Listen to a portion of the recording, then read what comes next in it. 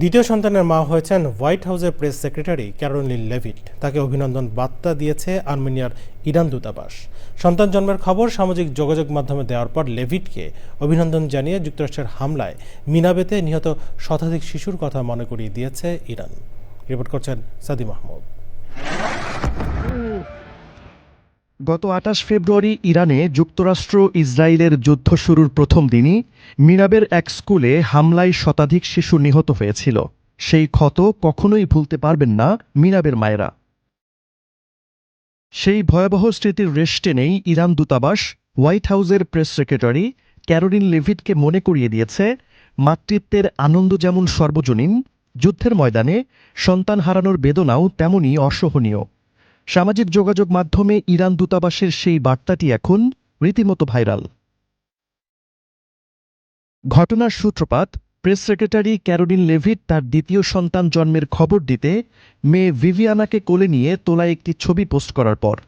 Leavitt লেখেন, VV আমাদের পরিবারে যুক্ত হয়েছে।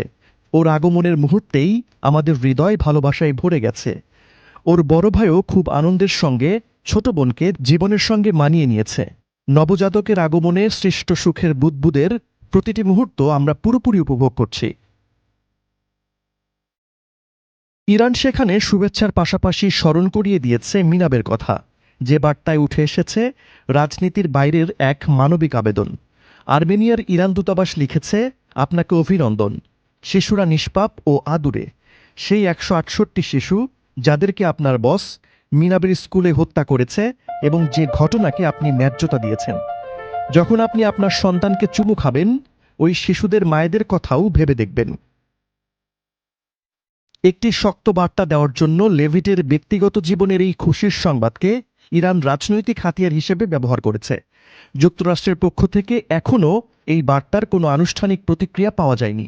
তবে আনন্দ আর শোকের এই বিপরীতমুখী চিত্র যুদ্ধের এক রূঢ় বাস্তবতাকেই নতুন করে সামনে নিয়ে এসেছে। সাদি মাহমুদ, চ্যানেল আই।